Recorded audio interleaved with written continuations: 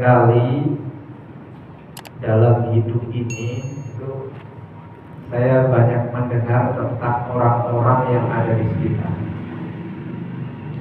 Ada orang-orang yang mengalami banyak masalah dalam hidupnya. Ada yang pemuda bertahun-tahun jomblo, pengen menikah, padahal temannya banyak, teman Facebooknya banyak, namun ternyata nggak ketemu-ketemu juga jodohnya. Ada orang yang bertahun-tahun menikah, berbagai macam dokter, kemudian alternatif, minuman herbal sudah dicoba, namun ternyata tak kunjung juga mempunyai anak. Ada juga orang yang sakit menahun, ya, bertahun-tahun sakit, rumah sakit sudah didatangi, para dokter-dokter ahli juga sudah dikunjungi untuk konsultasi, namun ternyata penyakitnya nggak sembuh-sembuh juga. Ada juga orang yang berusaha merintis bisnisnya,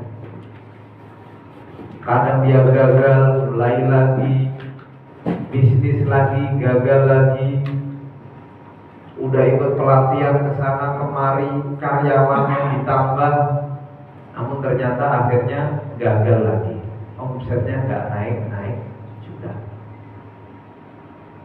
Nah, dari sini kira-kira masalahnya apa? Belum lagi masalah-masalah yang lain. Allah menjelaskan innama amruhu idza arada syai'an ayyaqula lahu kun fayakun. Kalau Allah menghendaki sesuatu tinggal mengatakan kun fayakun. Orang sakit Allah bilang kun sembuh, fayakun langsung sembuh. Orang bisnisnya gagal terus Allah bilang kun berhasil, langsung berhasil. Orang sakit Allah bilang kun sembuh, sembuh. Orang gak punya anak Allah bilang kun punya anak, maka langsung punya anak. Nah pertanyaannya kenapa Allah belum mengatakan kun pada permasalahan kita? Padahal di ayat yang lain juga Allah menjelaskan ud'uni astajib lakum. Ini udah ada garansinya, ud'uni astajib lakum. Mintalah, berdoalah padaku, niscaya pasti saya akan mengijabah doa-doa kalian. Bahkan di hadis lain dijelaskan Allah itu malu kalau ada seorang hamba menadahkan tangannya minta, kemudian tangannya turun namun belum diijabah. Nah ini pertanyaannya kenapa kok kita banyak masalah berdoa terus kok nggak diijabah? Padahal garansinya berdoa pasti saya ijabah. Kemudian milik Allah semua yang ada di langit dan di bumi ini. Nah, jadi kita mempunyai Tuhan yang begitu hebatnya, menghendaki sesuatu tinggal pun selesai urusan, namun ternyata belum juga mengatakan kun pada setiap permasalahan kita. Jangan-jangan kita belum benar-benar bergantung sama Allah. Bagaimana belum bergantung sama Allah? Nah, ini Ibnu Athaillah menjelaskan salah satu bukti bahwasanya seorang itu bergantung kepada selain Allah adalah dia kecewa ketika apa yang dia usahakan itu hasilnya tidak sesuai. Saya sudah datang ke rumah sakit, dokter ahli semua sudah saya kunjungi, kok nggak sembuh-sembuh? Memang yang menyembuhkan bukan dokter, yang menyembuhkan bukan rumah sakit, tapi siapa? Allah. Berbagai macam pelatihan sudah saya ikuti, training, nambah karyawan, nambah modal. Kok nggak maju-maju juga, omsetnya nggak naik-naik. Memang bukan pelatihan itu yang membuat omset kita naik. Memang bukan modal itu yang membuat bisnis kita jalan, tapi siapa? Allah. Berbagai macam obat sudah saya coba, herbal sudah, terapi ini sudah. Kok nggak punya anak-anak juga? Memang bukan obat itu yang kemudian menghasilkan anak. Bukan terapi-terapi itu yang kemudian menjadikan kita punya anak, tapi siapa? Allah. Jadi jangan-jangan tadi kita bergantungnya bukan sama Allah, tapi sama ikhtiar kita sendiri. Jadi salahnya adalah menggantungkan keberhasilan itu pada ikhtiar, bukan pada Allah. Makanya sering kita dengar misalnya ada orang sakit, wah tenang, masih ada BPJS, gitu kan. Begitu BPJS-nya nggak berlaku, tenang, saya masih punya asuransi. Asuransinya nggak berlaku, tenang, saya masih punya uang. Uangnya habis, tenang, saya masih punya tanah banyak. Begitu uangnya habis juga buat berobat, nggak sembuh-sembuh juga, tenang, saya masih punya kenalan dokter spesialis. Begitu semua cara sudah dilakukan, nggak bisa, nggak sembuh juga, artinya mentok, baru mengatakan ya Allah saya pasrah, baru kemudian sembuh. Nah, kan? Karena di awal tadi dia berperan untuk melakukan perannya Tuhan. Dia berperan untuk melakukan perannya Allah. Dia usaha, dia berusaha untuk menyembuhkan dirinya sendiri.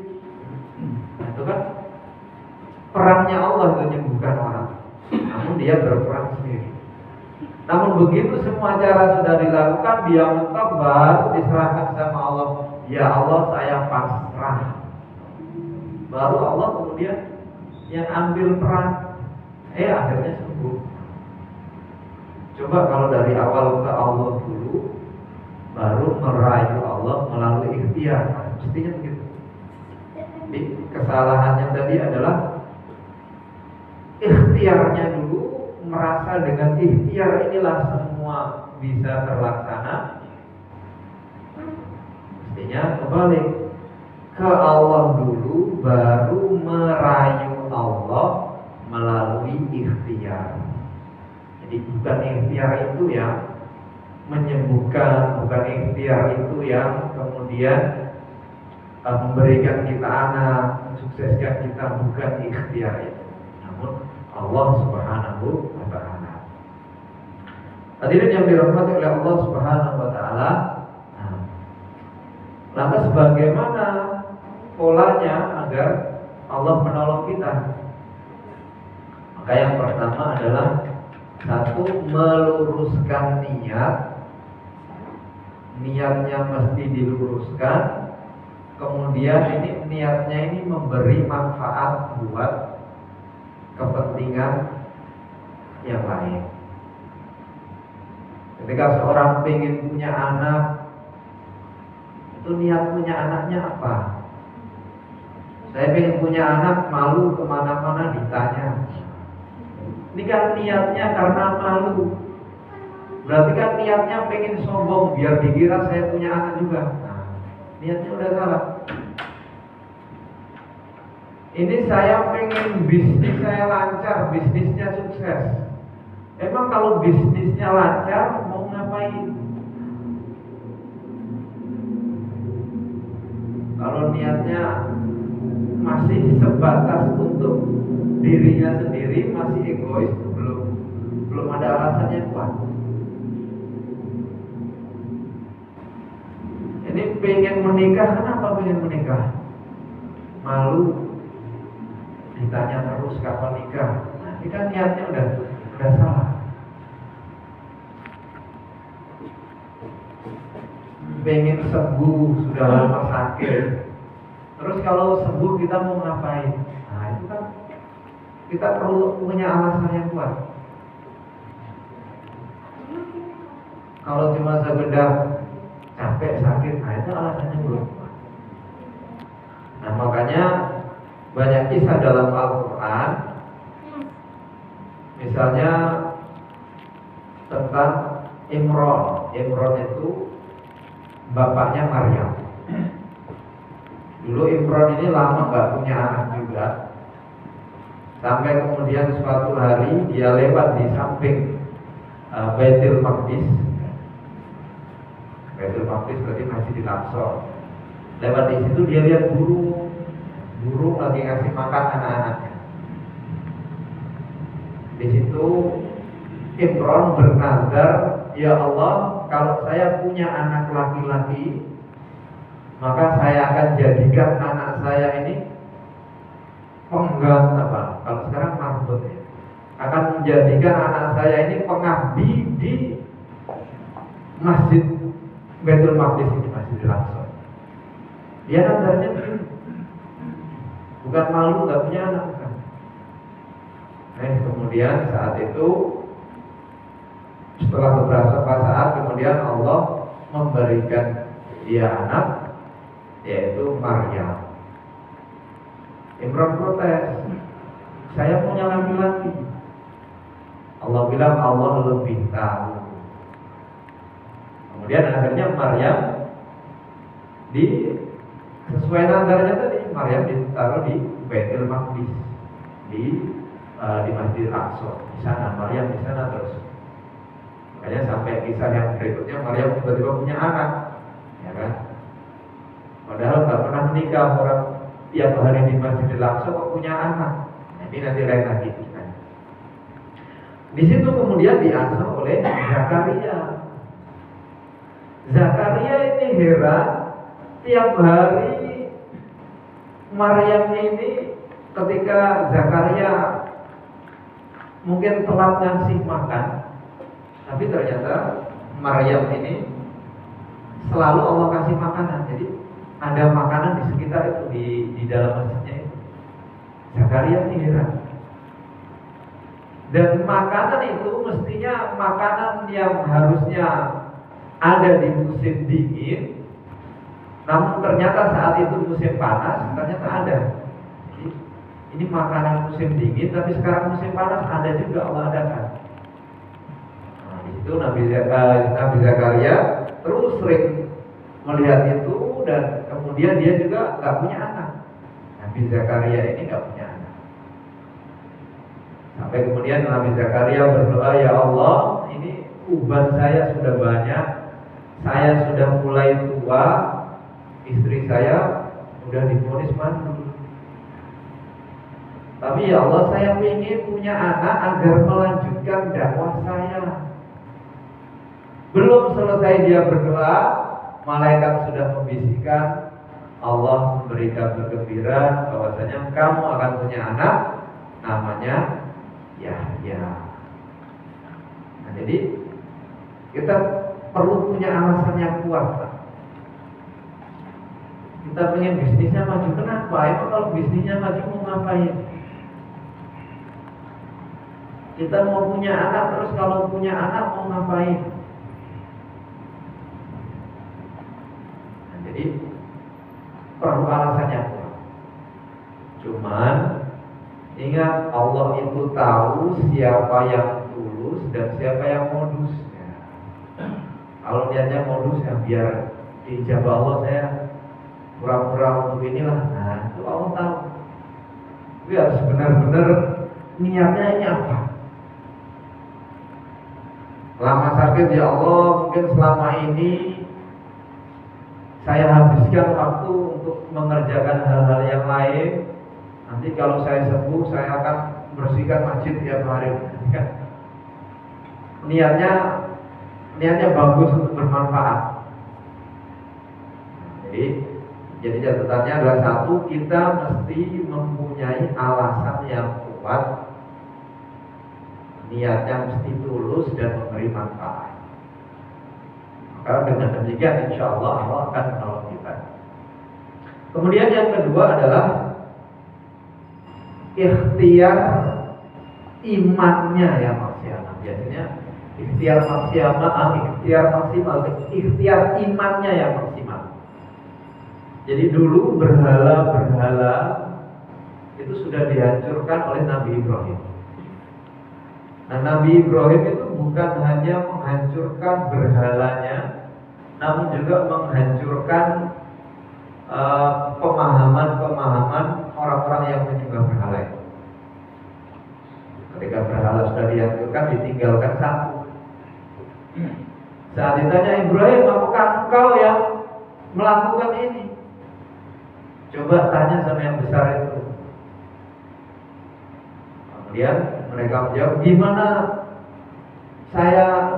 dia mau jawab, orang dia patung, mana bisa dia menjawab. Ibrahim bilang, sudah tahu nggak bisa jawab, ngomong saja nggak bisa, kok kamu sembah? Itu kecerdasannya Nabi Ibrahim luar biasa. Bukan hanya dihancurkan patungnya, namun juga dihancurkan pemikiran-pemikirannya yang salah.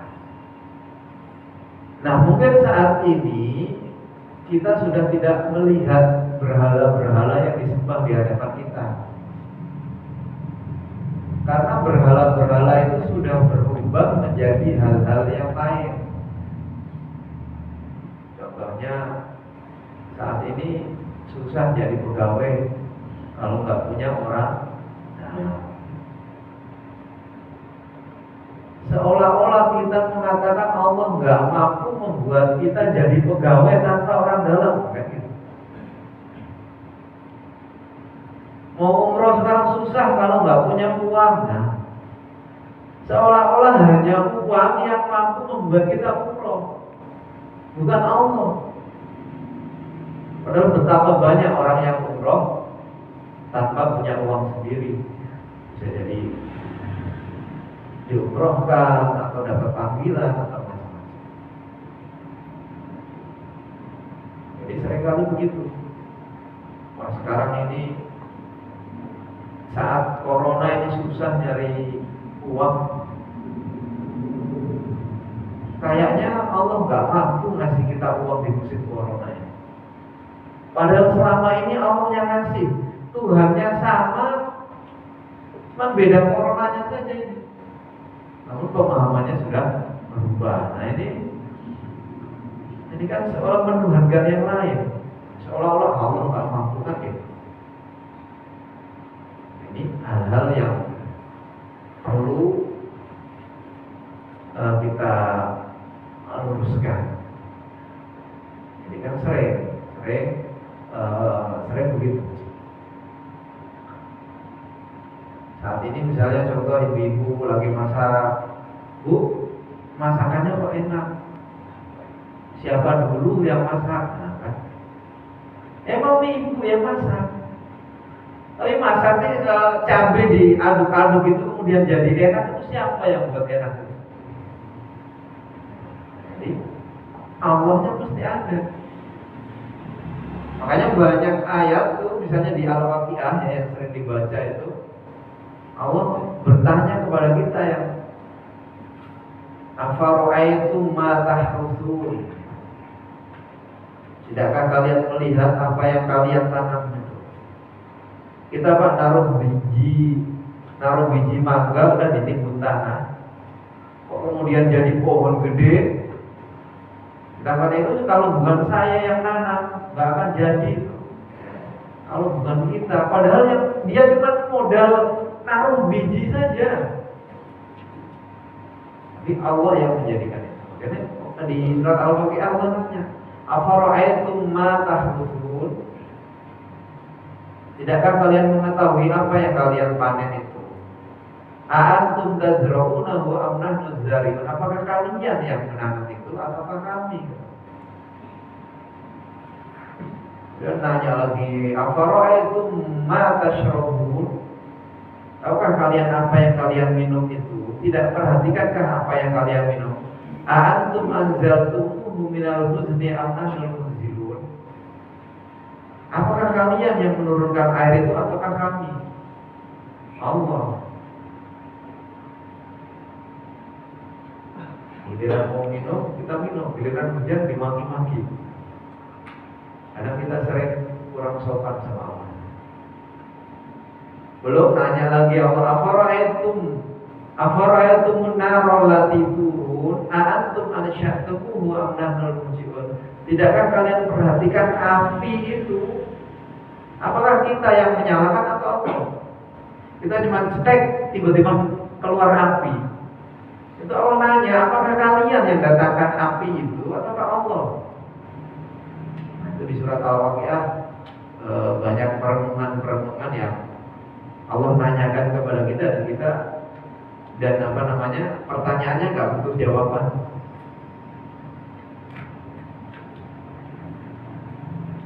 Ini seringkali dalam hal-hal ini bisa terjadi.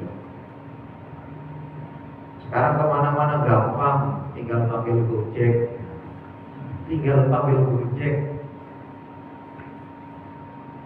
Gitu naik Gojek, Pak, kalau bukan bapak yang nyetir bisa terlambat saya. Memang yang ngantarin tadi Gojek itu, cuman yang buat perjalanan kita selamat, kemudian di perjalanan aman, itu siapa? Nah, kita lupa itu.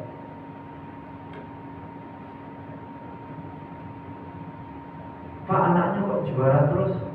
Anak saya. Itu memang anak bapak. Namun yang buat dia pintar, yang buat dia ngerti itu siapa? Itu Allah Subhanahu wa ta'ala. Ya. Allah itu harus selalu terlibat. Makanya kata alhamdulillah.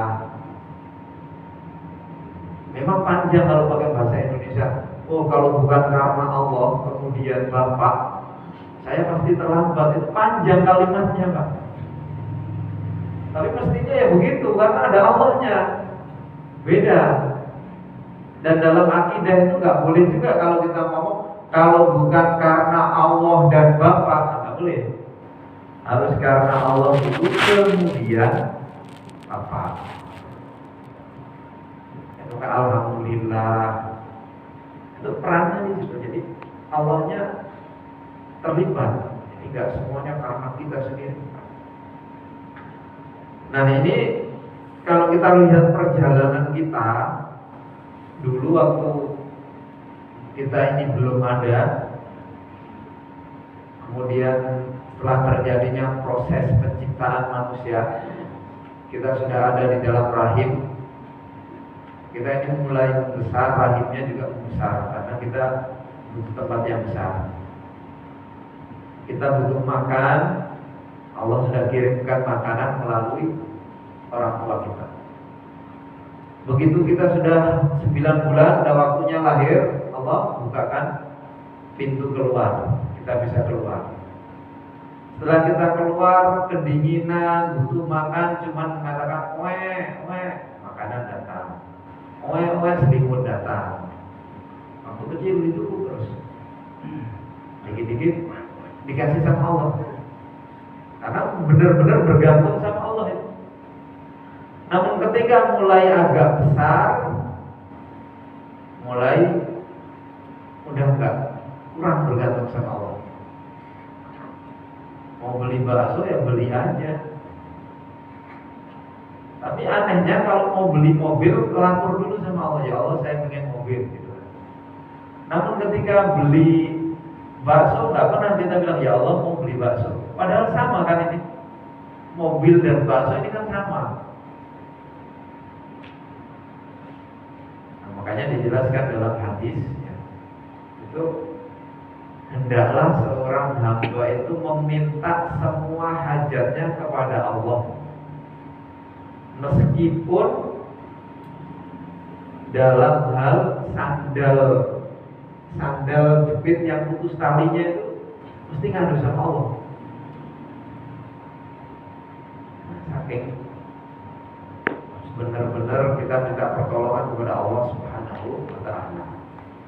Jadi itu yang kedua. Jadi yang pertama tadi niatnya ya, mesti tulus karena Allah ya, niatnya mesti tulus, kemudian bermanfaat. Kemudian yang kedua tadi ikhtiar imannya yang maksimal. Baru kemudian merayu Allah melalui ikhtiar. Jadi bukan ikhtiar itu yang memberikan solusi. Makanya dulu contoh Ibunda Hajar. Dulu Ibunda Hajar itu lari-lari dari Safa ke Marwah 7 kali ya kan. Itu nyari apa Pak? Nyari air. Padahal kalau nyari air situ nggak ada, nyari sebelah sana. Oh ini balik lagi sampai 7 kali. Artinya sudah tahu ini di padang pasir nggak ada air, nyari ke sana nggak ada sekali, ya nyari sebelah sono. Sana nggak ada ya sebelah sono, kayak ini lari berkali-kali, 7 kali, dan itu kenapa cuma 7 kali itu karena udah pingsan, itu nggak mampu lagi. Mungkin dia kalau masih kuat akan dilanjut. Jadi dia tahu, dia yakin bahwasanya yang mendatangkan pertolongan itu Allah. Dia tahu di situ nggak ada air, namun inilah ikhtiar yang bisa saya lakukan. Ikhtiar dia untuk merayu Allah, ya ini dia lari ke sana sini ya Allah. Nah ternyata begitu sudah 7 kali dia tidak mampu lagi, Allah datangkan pertolongannya karena dia sudah serius.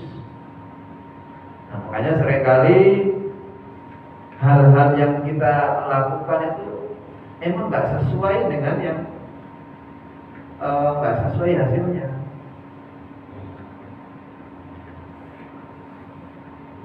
Ada nggak sesuai yang dilakukan apa, ternyata datangnya dari mana. Hanya orang-orang yang dagang, jualan keliling, itu kayaknya kan nggak masuk akal. Paling punya uang berapa? Kamu kan tiap hari cukup. Itu Allah kasih. Nah misalnya yang lagi tenar itu yang kemarin sampai difilmkan, itu tentang tukang bubur naik haji. Jadi dia ini pengen menghajikan orang tuanya, namun ternyata ya pekerjaannya cuman bisa jualan bubur, cuman bisa jualan bubur ayam. Tiap hari kemudian dia tanya temannya, wahai sobat, dengan kamu jualan bubur ini, sampai kapan kamu bisa pergi haji? Karena sehari mungkin dia dapat untung, dipotong modalnya paling 2.000, 3.000, 5.000 dia simpan. Dengan begini nih sampai kapan kamu akan pergi haji?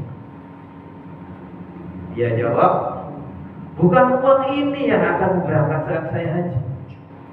Bukan hasil jualan bubur ini yang akan memberangkatkan saya haji, tapi Allah Subhanahu wa ta'ala.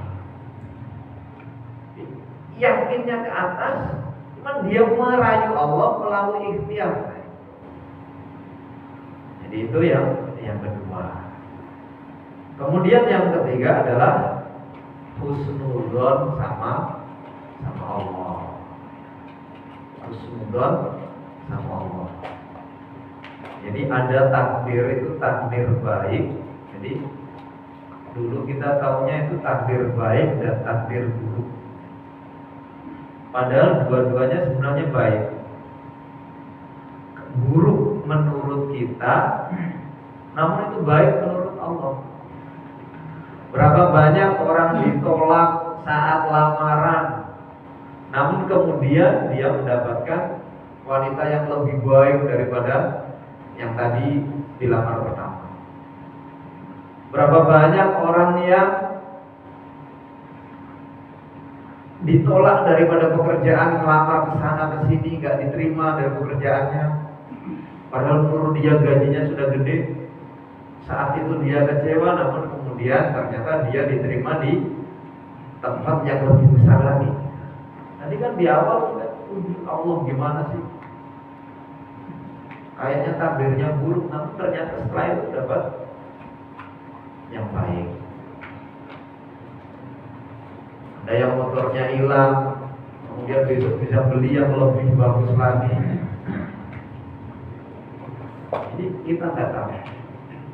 Makanya ada yang kemarin kisah yang pesawat jatuh itu.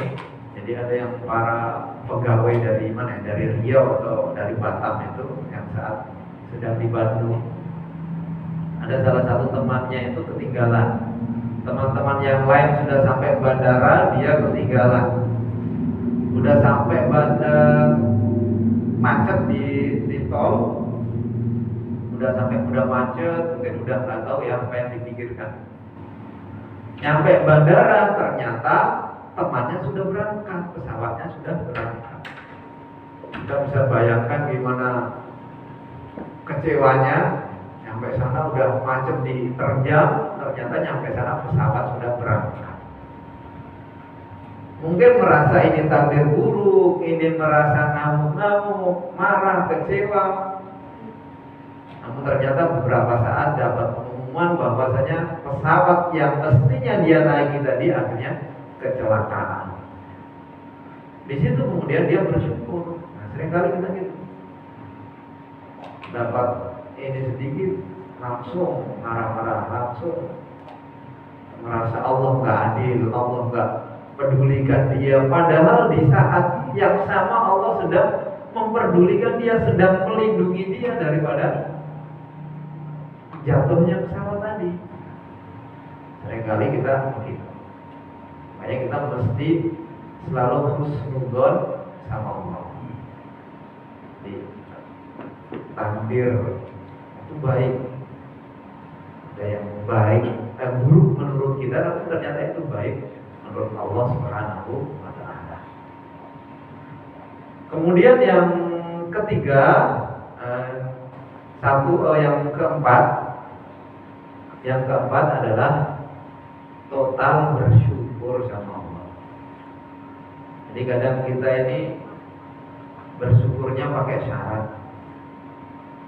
Jadi saya akan bersyukur banget kalau sudah punya rumah sendiri. Nanti saya akan senang sekali, akan bahagia sekali kalau sudah punya kendaraan sendiri. Jadi syukurnya pakai syarat. Padahal kalau kita lihat Pak, kalau misalnya kita dihidangkan mie ayam di depan kita, itu kan cuma mie ayam sederhana. Tapi kalau kita lihat proses adanya mie ayam ini kan panjang ceritanya. Itu mie ayam, ada ayamnya kecil-kecil itu berapa bulan yang lalu Allah itu jaga, ya. Allah itu sudah ciptakan ayam. Kemudian ini ayam bertelur, Allah jaga telur itu agar jangan sampai pecah, agar jangan sampai dimakan oleh Musa, agar jangan sampai jatuh ini telur, Allah jaga. Padahal di saat yang sama kita sedang tidur. Kemudian telur ini setelah 3 minggu menetas, Allah jaga ini anak ayam ini agar jangan sampai dimakan tikus, agar jangan sampai mati. Allah jaga ini. Di saat yang sama kita mungkin malah bermaksiat. Setelah anak ayam ini mulai agak gede, kalau ayam potong berarti 4 minggu sudah besar.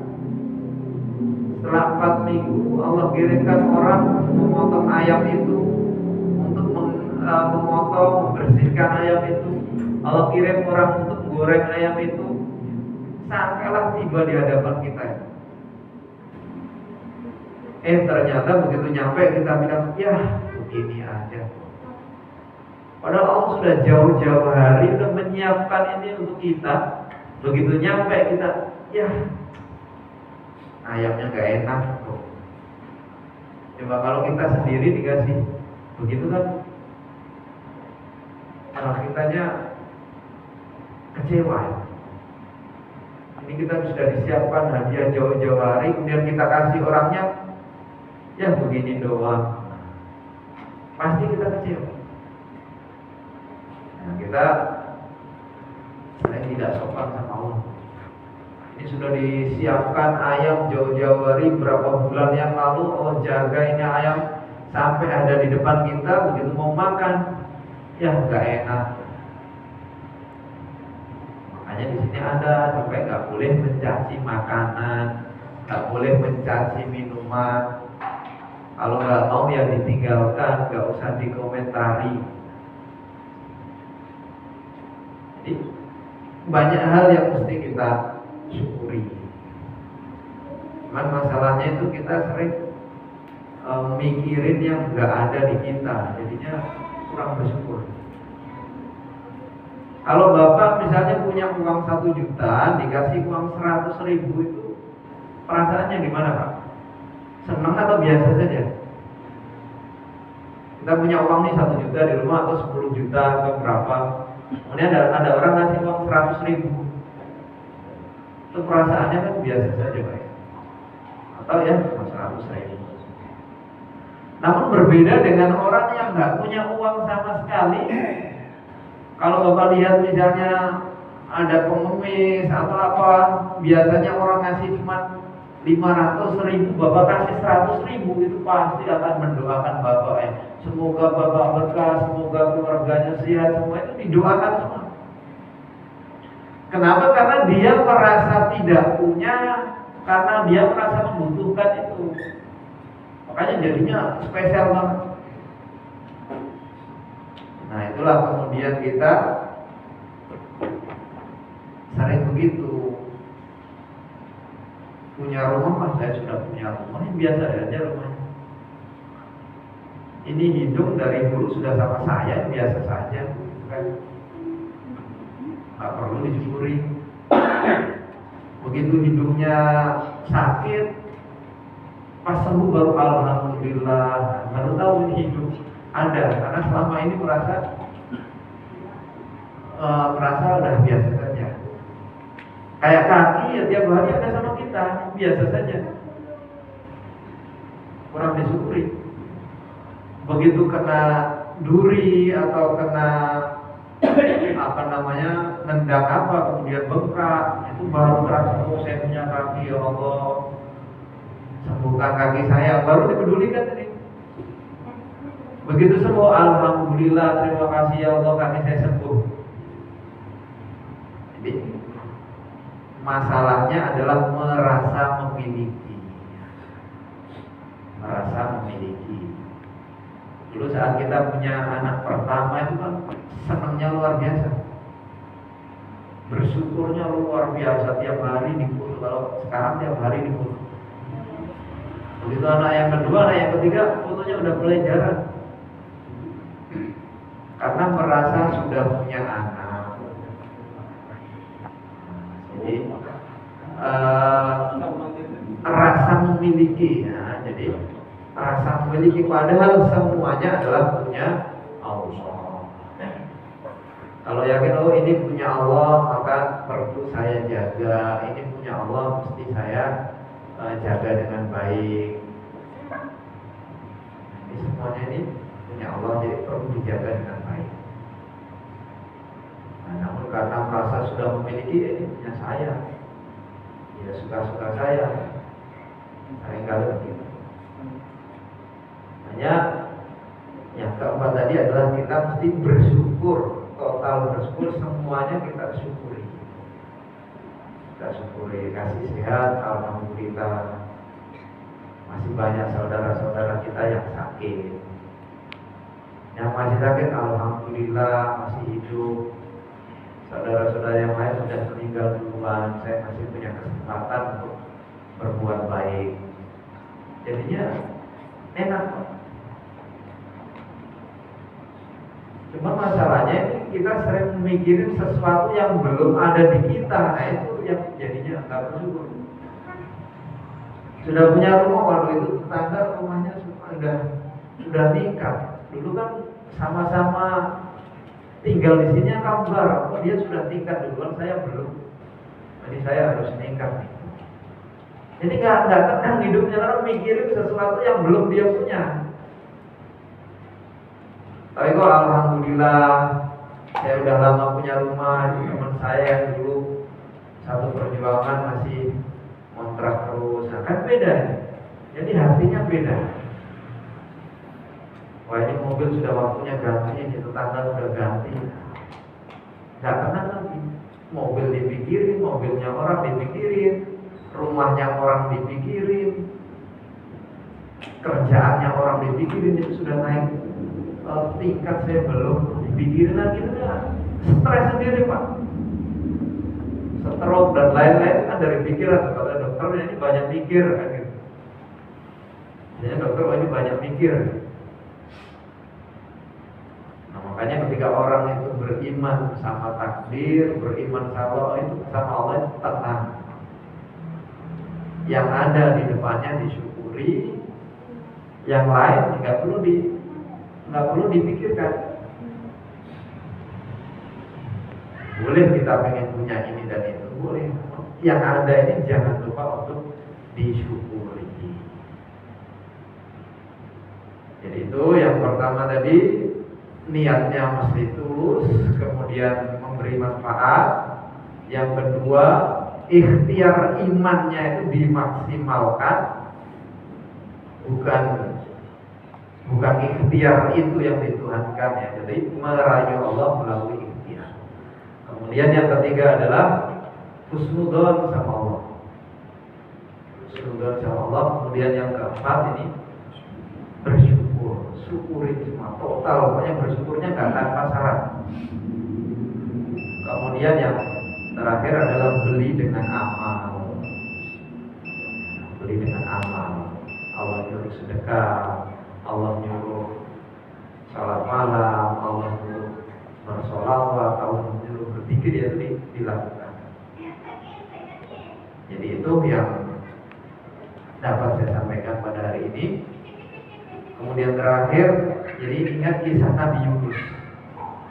Nabi Yunus itu pernah berada dalam masalah besar.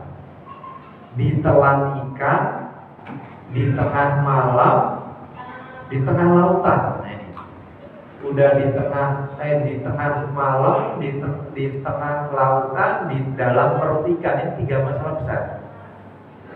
Yang dilakukan juga bukan kemudian ngamuk-ngamuk melakukan ini itu dulu, bukan.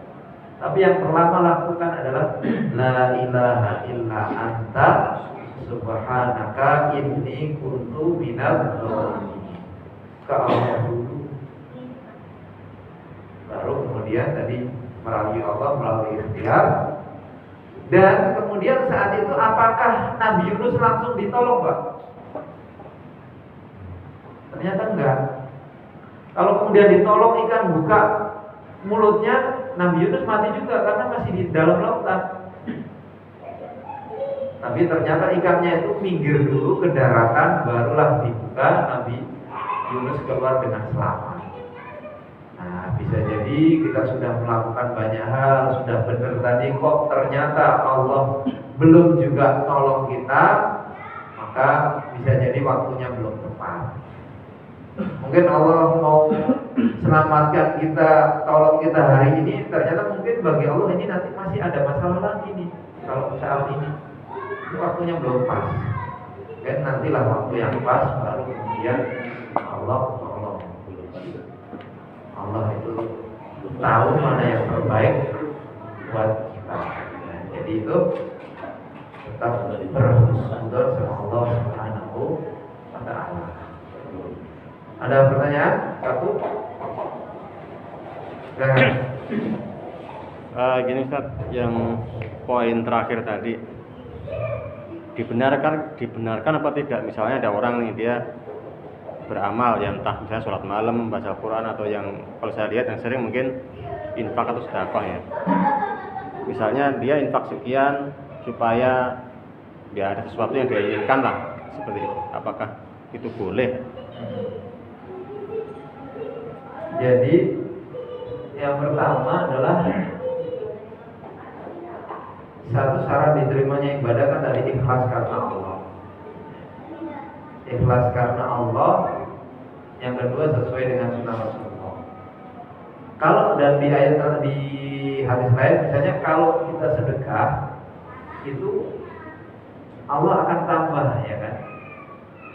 Itu benar.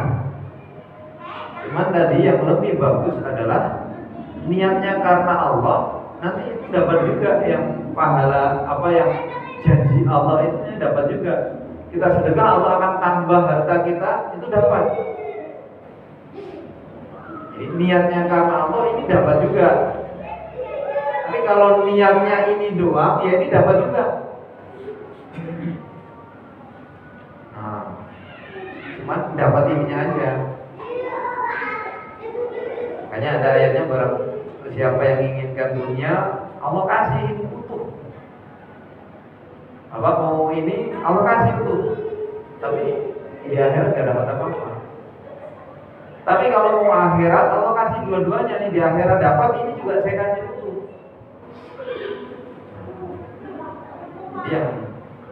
Yang benar mestinya